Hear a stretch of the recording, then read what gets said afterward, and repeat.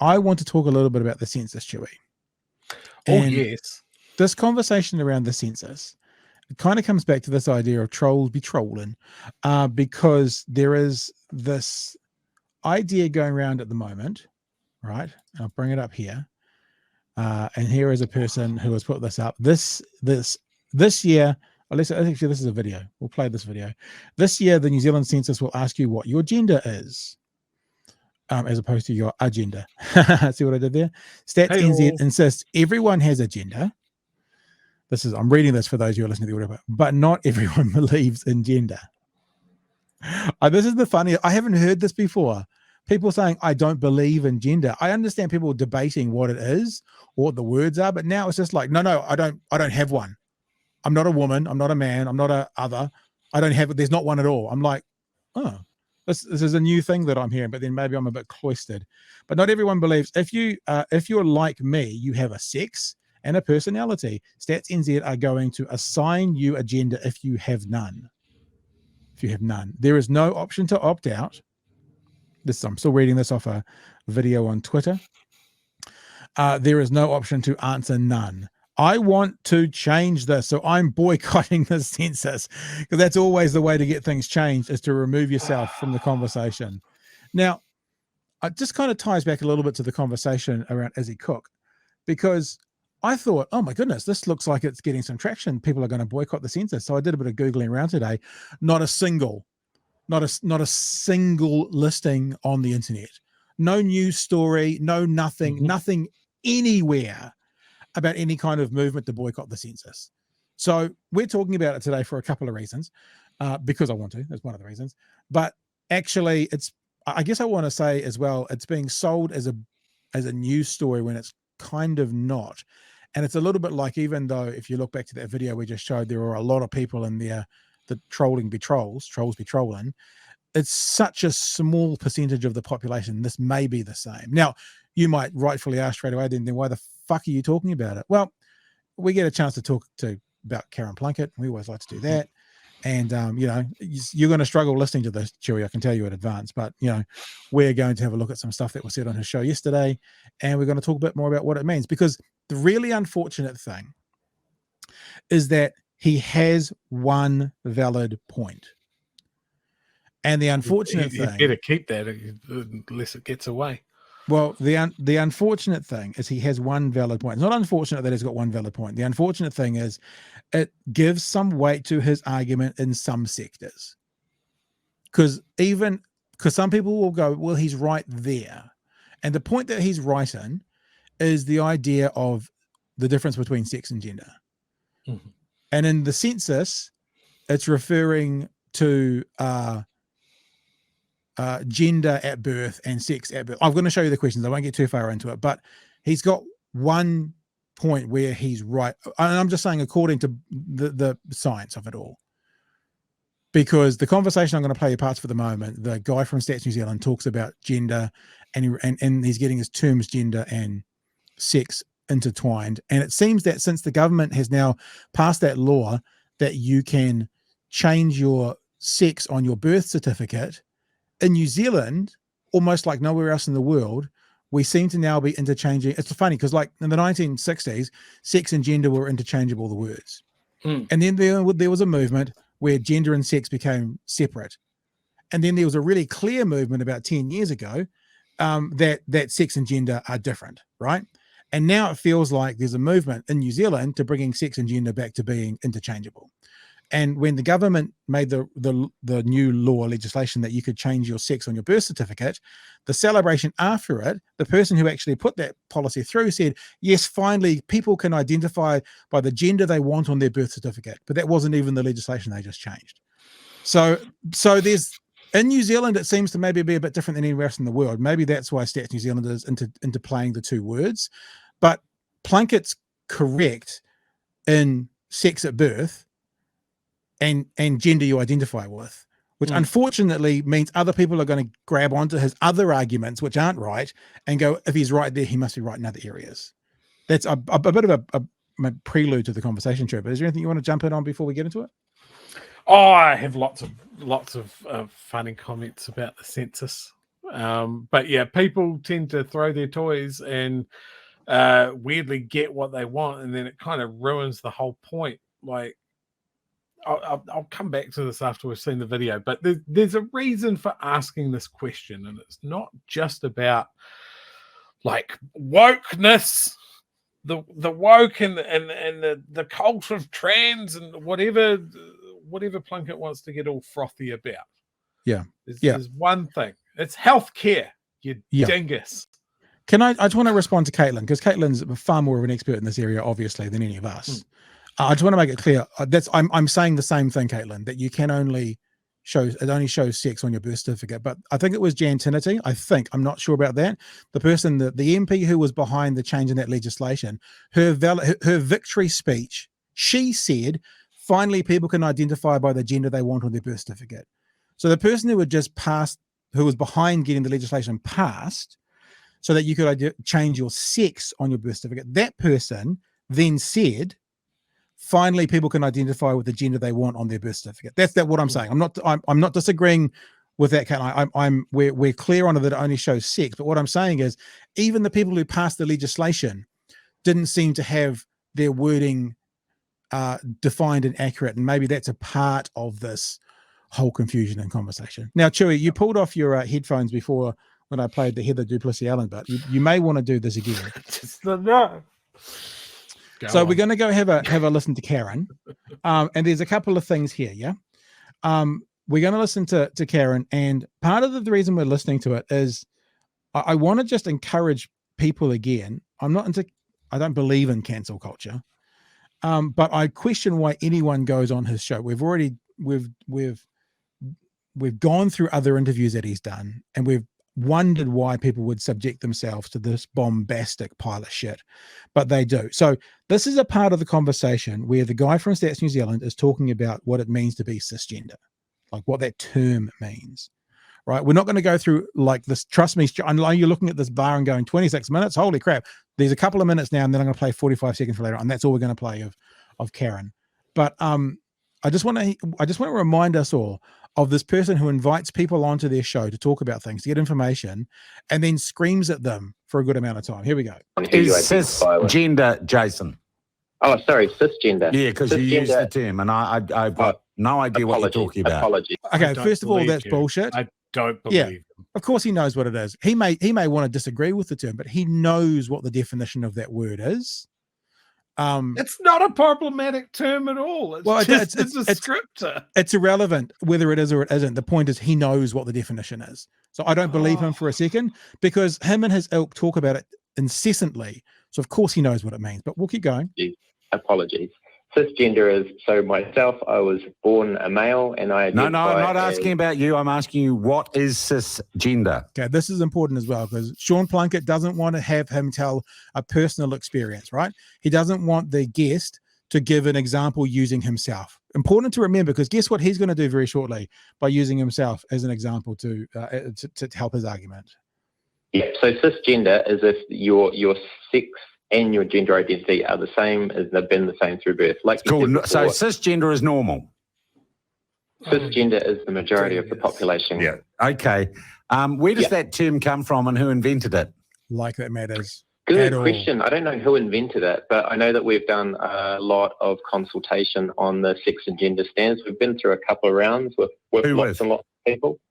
With rainbow community, with the general public. Hang on. You've been going with the rainbow community, who are a minority community, right? So he has a problem. He has a problem with talking to a minority community about terms that a minority community uses, so they can identify that minority community on a census. So this is the complaint. You could spin that off into a nightmare universe that we don't talk to minority groups about what to call them. Yeah. So imagine only the normals get to say, or only the normals get to decide what to call people. All right, we'll keep going. Far out. What about the cisgender community? And how do you define the rainbow community, Jason? It's a good question, because, that's not just one community. That's made up of lots of different individuals of different things, like we all are. Like, I also don't know what it seems like. Plunket thinks these are gotcha questions. I don't I don't understand what he thinks he's getting. Like, No. it's strange. Communities are. Yeah.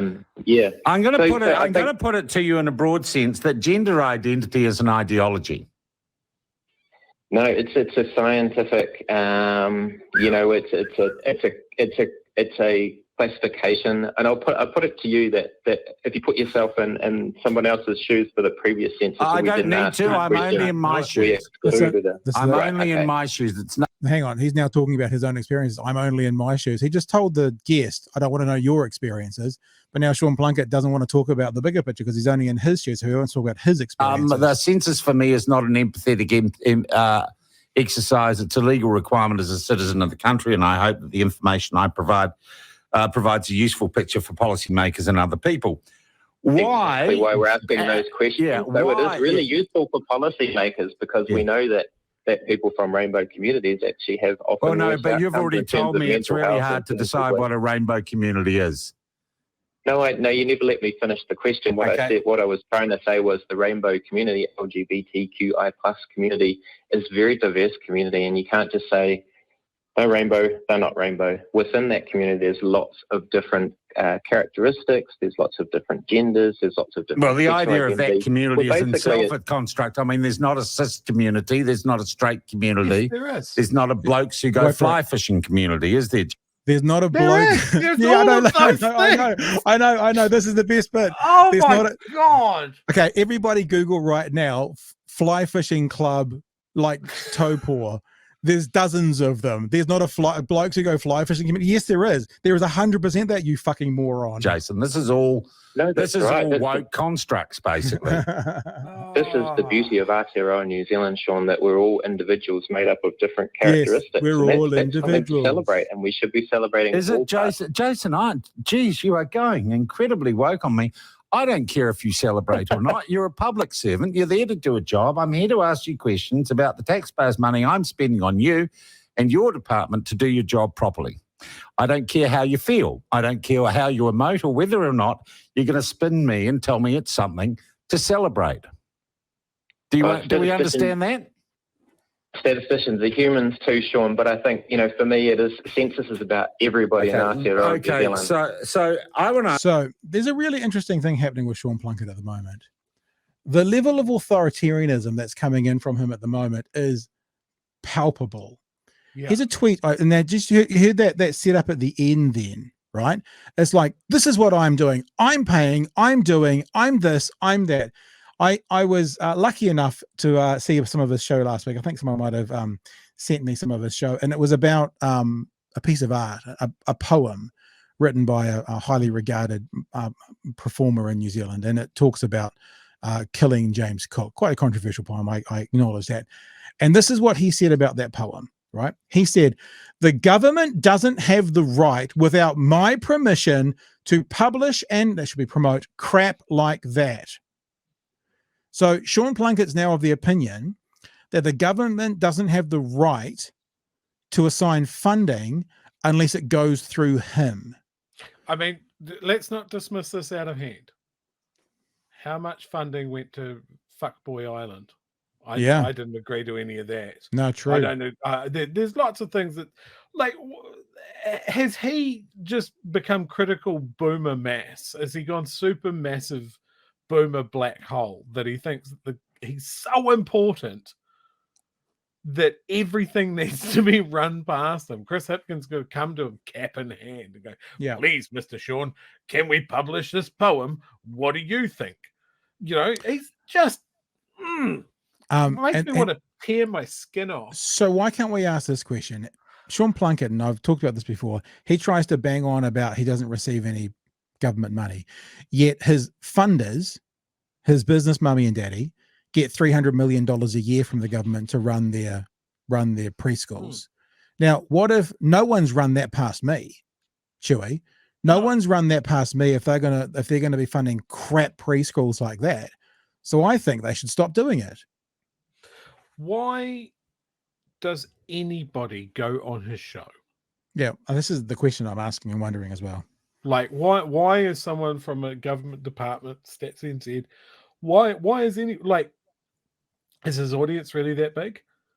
I think probably what's happening is it's getting bigger, and it's probably, I would imagine someone like Stats NZ would go, the audience that listens to him of tinfoil hat wearers, alt-right lunatics, white supremacists still need the information, and we're not going to get it to them any other way. I suspect that would might work be if he got a fair shake of the stick, but he doesn't. Mm. Like he's trying to answer all of these questions in good faith and just getting derided. My whole question as a taxpayer, and I'm very concerned about my tax dollars being spent on Stats NZ guy's paycheck, is that he should be doing something better with his time. I don't care if it's go to the break room and do a crossword. That is a better use of my tax dollars than him being on the platform. So let's have a look at one more clip from it. I wanted to play this little short clip, and then I promise I'm finished, people. You can turn your volume back up once we're done. He's going on and on and on and on and on about an opt-out option. There's no opt-out option. And then the guest says, well, yes, there is an opt-out option. And he continues to go on and on and on about being no opt-out option. So it's like you see a disinformation expert or a cultist who just goes, this is my point, this is my point, this is my point, you're wrong, this is my point, this is my, it's actually a little bit like that. Have a listen to this conversation around an opt-out option. My question simply is, Jason, why do you not have an opt-out for this question like you do for religion? So Sean, you can still fill out the census just the way you want to. Can you answer my question, Jason? Why don't you have an opt-out option for the gender question the same way you do for religion? There is a prefer not to say option, but what we want to do is encourage people to fill out the census as many questions as they can. Then why do you have an opt-out for religion? Why do you have an opt-out for religion, Jason? Because some people don't have a religion. And some people don't have a gender and choose not to buy into the ideology of having a gender, Jason. I'm sorry. I mean, I'm not trying to be flippant with the overall topic, but some people don't have a gender. So some people aren't men or women or girls or boys or other genders that they identify with. Well, there is a gender, a non-binary. You could say that. Well, but they're still going to have a place where they can tick the gender box. They're agender.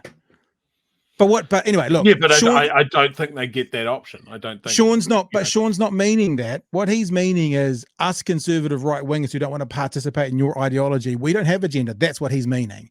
So it's very important to actually realize what he's saying.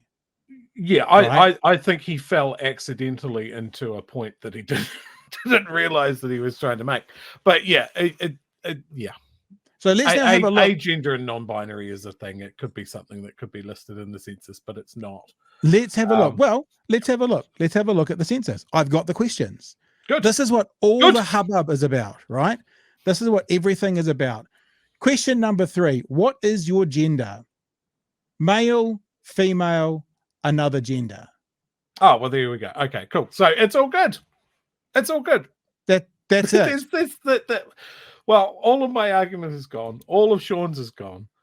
Like there is no argument there. There's your choices. And then in the binary box, no, then tick other. And then there is tick other. And then there is, what was your sex at birth? Male, female. They're the 2 questions. And this is what all the hubbub is about. And as I said at the start, the only thing that Sean can grasp onto that he might have right, like a broken watch, or every dog has his day, is male and female aren't gender terms.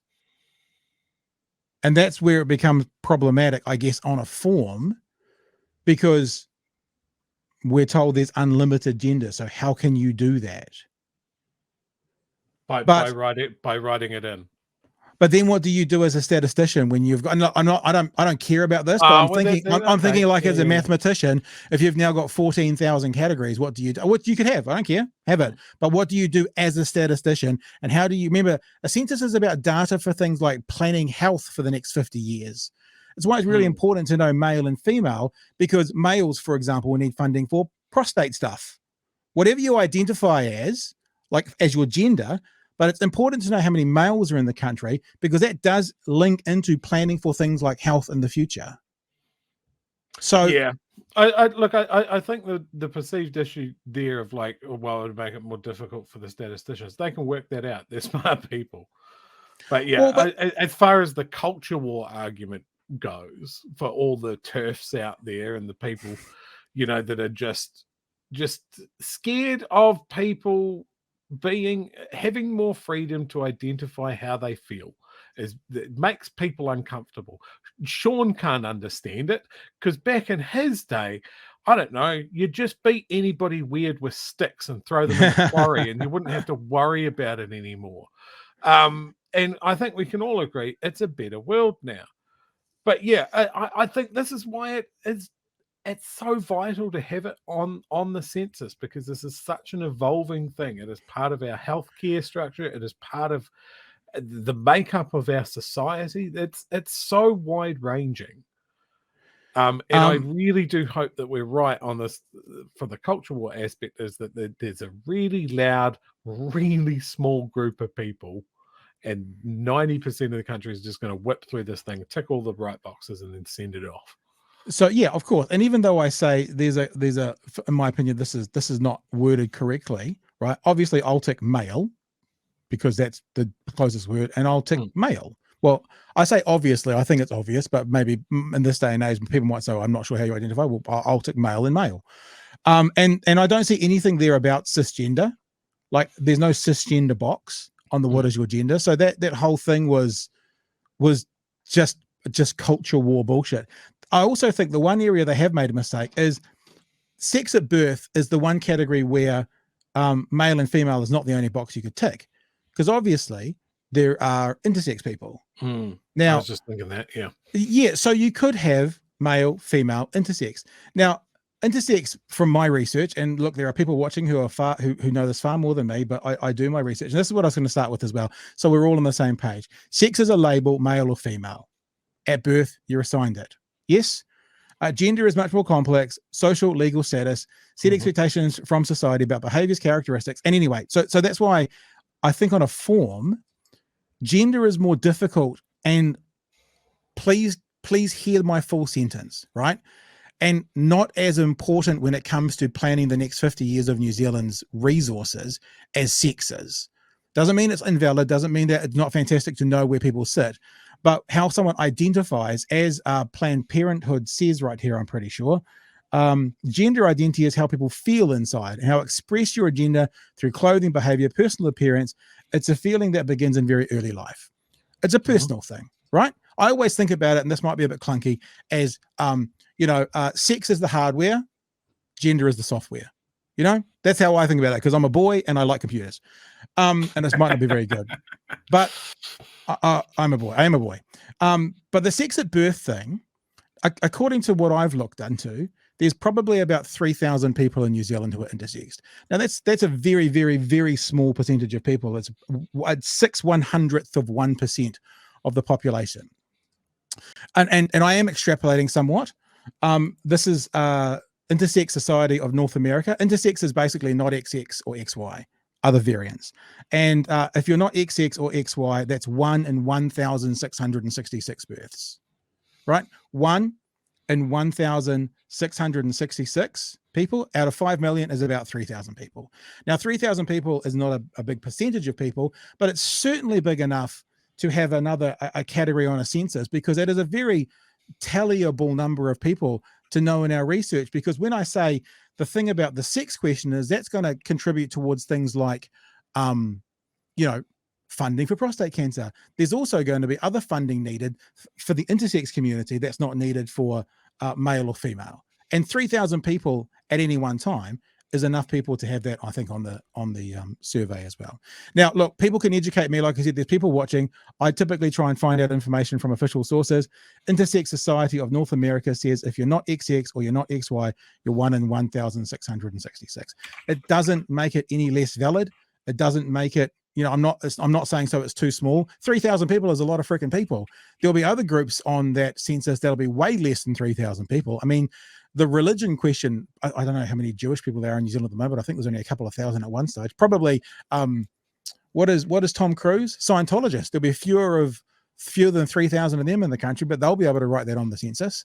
So I think that unfortunate. I think it's unfortunate because I think language is precise, and I think we need to get it right. That there is some confusion between gender being male and female on the census and sex being male and female, but it's not enough. Society is not falling down.